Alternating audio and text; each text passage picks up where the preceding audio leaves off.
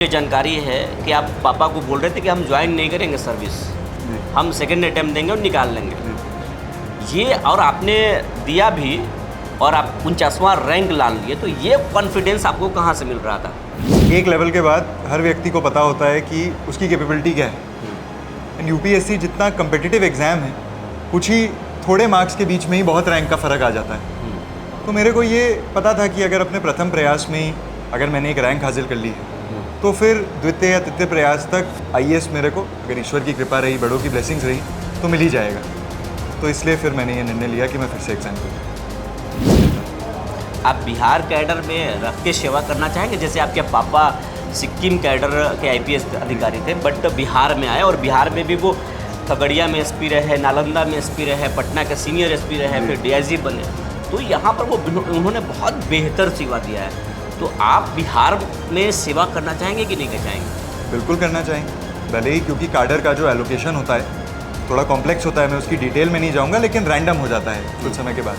तो वो हमारे हाथ में नहीं है कौन सा मिले, परंतु अपने लोगों के लिए काम करने का जो मोटिवेशन होता है और जो फिर आपको ब्लेसिंग्स भी मिलती हैं, जो अपनापन फील होता है, वो मैंने देखा है अपने डैड के भी टेन्योर में, कहीं और आपको नहीं मिलेगा। तो इसलिए डेफिनेटली अगर मौका मिले तो मैं ज़रूर यहाँ पे काम करूँगा। तो देखिए, सबसे पहले तो मेरे को लगता है कि जब आप अपनी प्रिपरेशन शुरू करते हैं, तो अक्षत जैन AIR 2 आई थी उनकी कुछ साल पहले, IAS अधिकारी हैं MP कैडर के। उनकी एक वीडियो है जिसमें वो बुक लिस्ट बताते हैं। तो अगर आप अक्षत जैन UPSC बुक लिस्ट लिखेंगे यूट्यूब पे, तो उनकी एक 20-25 मिनट की वीडियो आ जाएगी, जो प्रथम सोर्स होगा कि कौन सी किताबें पढ़नी है। दूसरा कि जब भी आपको कोई टेस्ट वेस्ट देने हैं, जो काफ़ी ज़रूरी होता है, तो freeupscmaterial.com है एक वेबसाइट, जहाँ से आप वो डाउनलोड कर सकते हैं। तीसरा कि विजन IAS एक कोचिंग इंस्टीट्यूट है, जिसकी मंथली मैगजीन आती है करंट अफेयर्स। तो न्यूज़ में जो भी इंपॉर्टेंट विषय रहे हैं उनसे रिलेटेड, वहाँ से आप पढ़ाई कर सकते हैं। एंड चौथा, मैं सबको ये रिकमेंड करता हूँ कि जो भी आपका ऑप्शनल सब्जेक्ट होता है, किसी टॉपर को देखें जो जिसने उस ऑप्शनल सब्जेक्ट से अच्छा किया। जो हैं वो सोशल मीडिया के एडिक्ट होते जा रहे हैं। पढ़ाई IAS बनना चाहते हैं, IPS बनना चाहते हैं, बड़े इंजीनियर बनना चाहते हैं, बट वो मोबाइल पे सोशल मीडिया के एडिक्ट हो गए हैं और इसके वजह से वो पढ़ नहीं पाते हैं। इस पर क्या कहेंगे आप? नहीं, देखिए, इसमें सबसे पहले तो मैं ये कहूँगा कि उन बच्चों की गलती भी नहीं है। ये सोशल मीडिया की जो कंपनीज़ हैं, ये दुनिया के जो स्मार्टेस्ट इंजीनियर्स हैं, उन सबको लेके ये हार्वर्ड से, MIT से जानबूझ के ऐसे इन्होंने ऐप बनाए हैं जिनकी आवाज़ ऐसी होती है या डिज़ाइन ऐसा होता है कि वो एडिक्टिव होता है। तो इसलिए पहले तो आप समझ लें कि आपकी गलती नहीं है। बहुत मुश्किल है उस एडिक्शन को रेजिस्ट करना, परंतु अब अगर आपको कोई बड़ा लक्ष्य है, कोई ऑब्जेक्टिव है आपका।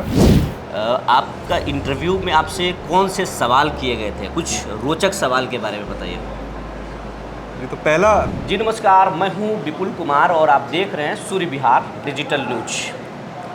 अगर आप स्टूडेंट हैं और आप UPSC के सपना देख रहे हैं, तो आज हम UPSC में 49वां रैंक लाने वाले जमहोर और औरंगाबाद और बिहार के धरती के लाल विरूपाक्ष विक्रमजीत सिंह से मिलवाते हैं। विक्रम सिंह जी, आपको हमारे चैनल में बहुत बहुत स्वागत है। Thank you for having me. अब ये आपसे सवाल ये करेंगे कि आप पहली बार जब आप पहली अटैम्प्ट जब आप दिए, तो आपके रैंक्स जो हैं वो 300 कुछ आए थे। उसके बाद में आपके पापा, जो मुझे जानकारी है कि आप पापा को बोल रहे थे कि हम ज्वाइन नहीं करेंगे सर्विस, हम सेकंड अटेम्प्ट देंगे और निकाल लेंगे। ये और आपने दिया भी और आप 49वां रैंक ला लिए, तो ये कॉन्फिडेंस आपको कहाँ से मिल रहा था? देखिए, UPSC की जो तैयारी होती है वो काफ़ी लंबी होती है। एंड एक लेवल के बाद हर व्यक्ति को पता होता है कि उसकी कैपेबिलिटी क्या है।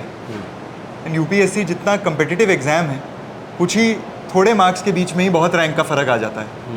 तो मेरे को ये पता था कि अगर अपने प्रथम प्रयास में ही अगर मैंने एक रैंक हासिल कर ली है, तो फिर द्वितीय या तृतीय प्रयास तक IAS मेरे को, अगर ईश्वर की कृपा रही, बड़ों की ब्लेसिंग्स रही, तो मिल ही जाएगा।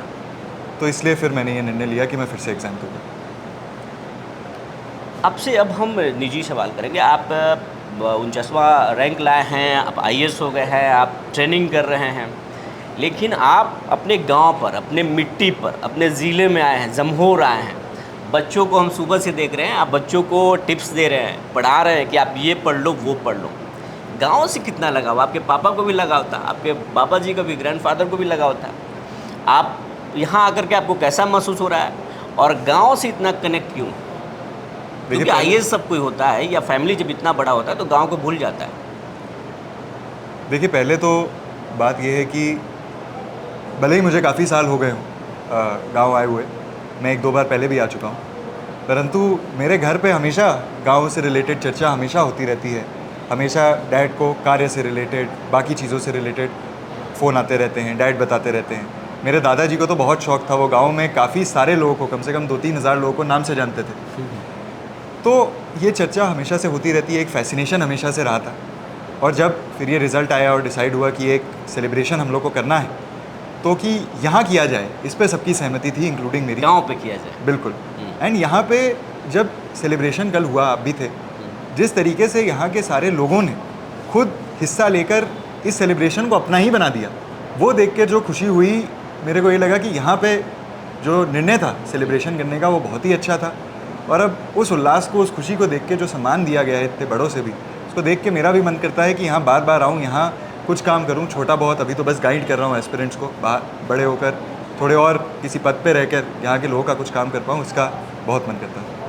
आप बिहार कैडर में रख के सेवा करना चाहेंगे? जैसे आपके पापा सिक्किम कैडर के आईपीएस अधिकारी थे, बट बिहार में आए और बिहार में भी वो खगड़िया में एसपी रहे, नालंदा में एसपी रहे, पटना के सीनियर एसपी रहे, फिर डीआईजी बने। तो यहाँ पर वो उन्होंने बहुत बेहतर सेवा दिया है।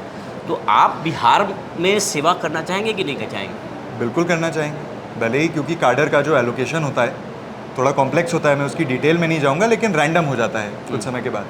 तो वो हमारे हाथ में नहीं है कौन सा मिले, परंतु अपने लोगों के लिए काम करने का जो मोटिवेशन होता है और जो फिर आपको ब्लेसिंग्स भी मिलती हैं, जो अपनापन फील होता है, वो मैंने देखा है अपने डैड के भी टेन्योर में, कहीं और आपको नहीं मिलेगा। तो इसलिए डेफिनेटली अगर मौका मिले तो मैं ज़रूर यहाँ पे काम करूँगा। बाहर में बिहारियों की जो परसेप्शन है वो अलग है, लेकिन आप एक बिहारी है, बिहारी होने पर आपको गर्व है? बिल्कुल गर्व है। अगर आप इस लैंड की हिस्ट्री को देखें तो बुद्धा जी हों, इंडिया का जो फर्स्ट राज्य शुरू हुआ था मौर्य के समय से, अशोका के समय से, इसी धरती से जन्मा था। इतने सारे जो बड़े रिलीजन्स हैं, बुद्धिज़्म, जैनिज़्म, जो पूरी दुनिया में फैले हुए हैं, इसी जगह से आए हैं। हाँ, पिछले कुछ सालों में ब्रिटिश काल में और इंडिपेंडेंस के बाद कुछ पॉलिसीज़ ठीक नहीं रहीं, जिसके वजह से थोड़ा पतन हो गया है बिहार का, उसमें कोई शक नहीं है। परंतु हमारी ही तो रिस्पॉन्सिबिलिटी है कि वापस इसको अपना जो अतीत था, जो गौरवशाली था, उस तक लेके जाएं। तो हाँ, बिल्कुल मेरे को गर्व है इस बात कि आप बिहारी हैं। बिल्कुल। अब हम ये जानना चाहेंगे कि जो बच्चे आपको देख रहे हैं हमारे चैनल पर, जो यूपीएससी करना चाहते हैं या यूपीएससी ट्राई कर रहे हैं, नहीं हो पा रहा है, उनके लिए कुछ बताएं, कैसे वो पढ़ें? देखिए, आज भी जो मैंने बच्चों को बताया, मैं उसी को थोड़े संक्षेप में अगर बताऊं तो यूपीएससी का जो एग्ज़ाम है, ये बहुत ही एप्टीट्यूड का एग्ज़ाम नहीं है, ये बहुत स्मार्ट होने का एग्ज़ाम नहीं है, ये मेहनत और परिश्रम का एग्ज़ाम है। इसकी जो तैयारी है वो मिनिमम 2 साल की होती है। 1 साल आप पढ़ाई करते हैं और फिर 1 साल पूरे एग्ज़ाम की प्रक्रिया चलती है।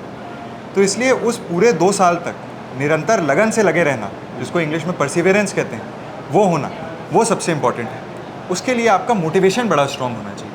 आपको पता होना चाहिए कि मैं क्यों कर रहा हूँ। अगर आप दूसरों के कहने के लिए कर रहे हैं, किसी और के लिए कर रहे हैं, तो नहीं आएगी वो मोटिवेशन। अगर आपको खुद क्या कोई मन है, जैसे कि पब्लिक सर्विस का आपको बहुत मन है, आपको मन है कि जो स्टेज ये एग्ज़ाम आपको देता है, जिसकी वजह से आप लोगों का कितना भला कर सकते हैं, अगर आपको स्टेज पे जाने का मन, तो अंदर से मोटिवेशन आती है, उसी से फिर आपकी मेहनत आएगी 2-4 सालों की, और उसी में अगर आप लगातार लगे रहें तो निरंतर हर व्यक्ति का, मैंने देखा है, एग्ज़ाम निकल ही जाता है। अब आप कुछ वेबसाइट बताते हैं बच्चों को और चैनल्स कि यहाँ पर जा कर के आप जो है आप पढ़ें, तो कौन कौन से ऐसे वेबसाइट हैं या कौन कौन से ऐसे चैनल्स हैं या किन को फॉलो करना चाहिए ताकि उनका समस्या काफ़ी हद तक हल हो जाए? तो देखिए, सबसे पहले तो मेरे को लगता है कि जब आप अपनी प्रिपरेशन शुरू करते हैं तो अक्षत जैन, AIR 2 आई थी उनकी कुछ साल पहले, IAS अधिकारी हैं MP काडर के, उनकी एक वीडियो है जिसमें वो बुक लिस्ट बताते हैं। तो अगर आप अक्षत जैन UPSC बुक लिस्ट लिखेंगे यूट्यूब पे, तो उनकी एक 20-25 मिनट की वीडियो आ जाएगी, जो प्रथम सोर्स होगा कि कौन सी किताबें पढ़नी है। दूसरा कि जब भी आपको कोई टेस्ट वेस्ट देने हैं, जो काफ़ी ज़रूरी होता है, तो freeupscmaterial.com है एक वेबसाइट, जहाँ से आप वो डाउनलोड कर सकते हैं। तीसरा कि विजन IAS एक कोचिंग इंस्टीट्यूट है, जिसकी मंथली मैगजीन आती है करंट अफेयर्स, तो न्यूज़ में जो भी इंपॉर्टेंट विषय रहे हैं उनसे रिलेटेड, वहाँ से आप पढ़ाई कर सकते हैं।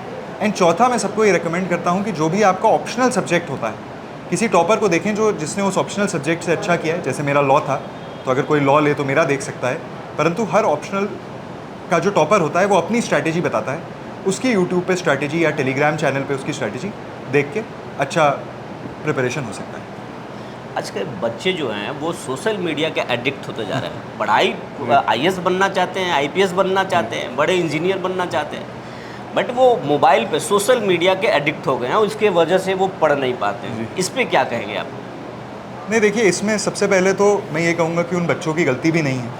ये सोशल मीडिया की जो कंपनीज़ हैं, ये दुनिया के जो स्मार्टेस्ट इंजीनियर्स हैं उन सबको लेके ये हार्वर्ड से MIT से जानबूझ के ऐसे इन्होंने ऐप बनाए हैं जिनकी आवाज़ ऐसी होती है या डिज़ाइन ऐसा होता है कि वो एडिक्टिव होता है। तो इसलिए पहले तो आप समझ लें कि आपकी गलती नहीं है। बहुत मुश्किल है उस एडिक्शन को रेजिस्ट करना, परंतु अब अगर आपको कोई बड़ा लक्ष्य है, कोई ऑब्जेक्टिव है आपका, तो आप डिस्ट्रैक्टेड हो नहीं सकते। आपको एक ही बड़ा लक्ष्य हो सकता है किसी भी व्यक्ति के जीवन में एक समय पर। तो अगर आपको उसको करना है, आपको इससे दूर हटना पड़ेगा। दूर हटने के मैंने आज भी बच्चों को बताया 2 तरीके हैं। एक, अगर आप में थोड़ा सा सेल्फ रिस्ट्रेंट है, कंट्रोल है, तो आप घंटे दे सकते हैं कि मैं दिन में लंच करते समय और रात में डिनर से पहले आधा घंटा यूज़ करूँगा। अगर इतने में भी आप डिस्ट्रैक्ट हो जाते हैं तो कम्प्लीटली इसको छोड़ दें, कोई फ़ायदा नहीं मिलने वाला है इससे। पढ़ाई से रिलेटेड जितनी चीज़ें हैं वो आपको अपने आप किताबों में और वेबसाइट्स पे मिल जाएंगी। सोशल मीडिया से कुछ ऐसा स्पेशल नहीं मिलता है, मैंने खुद देखा है। ज़्यादा से ज़्यादा यूट्यूब एक सोशल मीडिया साइट अगर उसको कहें तो उससे थोड़ा बहुत फ़ायदा हो सकता है। उसके अलावा इंस्टाग्राम, फेसबुक, इनसे कोई फ़ायदा नहीं है। अगर कोई इस विचार में है कि इनसे कोई प्रिपरेशन में फ़ायदा होगा, ऐसा कुछ नहीं होगा, इससे दूर रहना चाहिए। आप सोशल मीडिया पे हैं या नहीं? मैं एग्ज़ाम के समय नहीं था, परंतु अब जब एग्ज़ाम निकल गया है तो पिछले 1 महीने में मैंने एक्टिवेट किया है। उस पर भी मैं काफ़ी एक्टिव नहीं हूँ। एक हफ्ते में 1-2 बार बस खोल के देख लेता हूँ कि दोस्तों की ज़िंदगी में क्या चल रहा है, अपडेट रहने के लिए। आप एक चीज़ और बोलते हैं बच्चों को कि भाई अगर आपको व्हाट्सएप पे जाना है तो आप मोबाइल के बजाय आप सिस्टम पे जाइए, ये क्या करते हैं और ऐसा क्यों करते हैं? ये मेरी नहीं, ये एक बहुत ही फेमस साइकोलॉजिस्ट हैं, सैम हैरिस है उनका नाम, अमेरिका के। उनकी ये स्ट्रैटेजी है। उन्होंने कहा कि कभी भी किसी एडिक्शन को अगर तोड़ना है या किसी नई आदत को शुरू करना है, अच्छी आदत, तो अच्छी आदत को आसान बनाएं और बुरी आदत को मुश्किल बनाएं। तो अगर आप अपने फ़ोन से व्हाट्सएप को हटा दें और सिर्फ लैपटॉप या कंप्यूटर सिस्टम पे रखें, तो उसमें बड़ी मुश्किल है कि आप उसको पहले ऑन करें, 2 मिनट वेट करें, पासवर्ड डालें, फ़ोन खुलने का वेट करें। तो जो वो एडिट आपने मुश्किल बना दिया अपनी बुरी आदत को, उससे फिर आपका खुद मन नहीं करेगा, ललचाएगा नहीं कि आओ व्हाट्सएप खोल लेता हूँ। तो ये एक तरीका होता है ख़राब आदतें तोड़ने और नई आदतों को बनाने का। यही मैंने कुछ लोगों के साथ शेयर किया था। आपने कोचिंग नहीं लिया, ऐसा क्यों किया? देखिए, UPSC का जो एग्ज़ाम है वो एक जनरलिस्ट एग्ज़ाम है, वो किसी स्पेशलाइज्ड पोस्ट का तो है नहीं। IAS की नौकरी भी एक जनरल लेवल की नौकरी होती है, तो उसमें जो आपको विषय भी पढ़ने होते हैं वो जनरल स्टडीज़ होते हैं। तो इसलिए मैं लोगों को रेकमेंड करता हूँ। मेरा बैकग्राउंड भी जो है वो BA LLB ऑनर्स मैंने किया था, उसमें रहा है। तो मैंने BA के जो सब्जेक्ट्स थे, हिस्ट्री, पॉलिटिकल साइंस, ये पढ़े हुए थे। तो मेरे को लगा कि मैं खुद ये कर सकता हूँ। मैंने जब किताबें पढ़ी, मेरे को खुद समझ आई, तो मैंने कहा कि कोचिंग में बहुत पैसे और टाइम मेरे लिए एक वेस्ट हो जाएगा। उससे बहुत बेटर है कि क्योंकि मेरे को सब समझ आ रहा है तो मैं खुद से ही घर पे बैठ के तैयारी करता हूँ। उस समय को और रिवाइज़ करने में और प्रैक्टिस करने में इस्तेमाल करता हूँ, जो फिर मेरे लिए सक्सेसफुल भी रहा।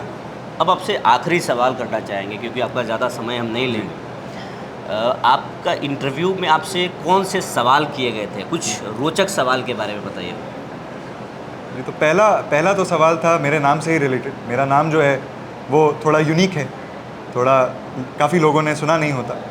तो जाते ही मेरे से जो चेयरमैन थे मेरे बोर्ड के, संजय वर्मा सर, वो इंडियन फॉरेन सर्विस के रिटायर्ड ऑफिशियल हैं, UPSC के मेंबर बने हैं इस साल। उन्होंने कहा कि 2 चीज़ें बताइए, इस नाम का मतलब क्या है और इस नाम से रिलेटेड दर्शकों को भी नाम अपना बताइए। विरूपाक्ष विक्रम सिंह है मेरा नाम। तो विरूपाक्ष से रिलेटेड उन्होंने कहा कि इस नाम का मतलब क्या है और एक बहुत फेमस मॉन्यूमेंट और टेम्पल है इस नाम का, वो कहाँ है। मैं पढ़ के गया था ऑफ कोर्स, तो मुझे पता था। तो जैसे ये शिव जी का नाम है और इसका एक बहुत ही प्रसिद्ध विरूपाक्ष टेम्पल कर्नाटका में, जो UNESCO world heritage site India में टोटल 12 हैं, उनमें भी वो पाया जाता है, बहुत ही प्रसिद्ध मंदिर है। तो उसके बारे में। दूसरा, उन्होंने मेरे से सवाल पूछा था कि आप वकील थे, मैंने मेरी ग्रेजुएशन लॉ में थी, तो आप वकील बनके, वकील इतने पैसे कमाते हैं आज के ज़माने में, वकील के पास पावर और शोहरत भी होती है काफ़ी, तो वो छोड़ के आप सिविल सर्विसेज में क्यों आना चाहते हैं? तो उसका भी मेरा ये जवाब था कि वकील सर जो हैं वो काफ़ी लोगों की मदद कर सकते हैं, लेकिन सबसे पहले तो मदद वो तब करते हैं जब ऑलरेडी कोई गड़बड़ हो गई हो, और दूसरा कि वो एक इंडिविजुअल की ही मदद कर सकते हैं, एक व्यक्ति की मदद कर सकते हैं। बट IAS या फिर और भी जो सेवाएं हैं वो आपको ऐसा अवसर देती हैं कि आप एक स्टेप से आप हज़ारों लोगों की ज़िंदगियाँ बदल सकते हैं, जो मेरे को ज़्यादा आकर्षित करता है। तीसरा एक इम्पॉर्टेंट सवाल, ये भी कुछ ऐसे सवाल भी पूछे गए थे कि इंडिया के फैशन डिज़ाइनर्स कौन से हैं बेस्ट, ऐसे ही देखने के लिए कि आप बाकी सब्जेक्ट्स में भी रुचि रखते हैं। परंतु काफ़ी अच्छा इंटरव्यू था इस साल का मेरा। आप अपनी सफलता का श्रेय किसको देते हैं विरूपाक्ष? देखिए, एक व्यक्ति तो है नहीं, सबसे पहले तो मैं ईश्वर को देता हूँ, क्योंकि इस एग्ज़ाम में जिसमें सिलेक्शन रेशियो 0.01% है, उसमें क्वालिफाई करने के लिए बहुत ही किस्मत की ज़रूरत होती है, एंड मेरा भगवान ने इसमें साथ दिया। उसके अलावा मेरे पिताजी हैं, जो हमेशा एक स्रोत रहे हैं इंस्पिरेशन का। उनको, उनकी बातों से भी सुनकर, उनको देखकर भी इंसान को रियलाइज़ होता है कि ये जो नौकरी है वो कितना कुछ आपको अवसर देती है लोगों के लिए करने का, समाज के लिए करने का। एंड तीसरा मेरी माताजी भी हैं, और भी बहुत लोग हैं, दादाजी भी थे जिन्होंने काफ़ी निष्ठा और परिश्रम करना सिखाया, बुआ चाचा लोग जो हमेशा शुभचिंतक रहे हैं, काफ़ी सारे लोग हैं, सबका नाम तो नहीं ले पाऊँगा, परंतु मेन श्रेय इन लोग को जाता है। बात करने के लिए बहुत बहुत धन्यवाद विरूपाक्ष। धन्यवाद।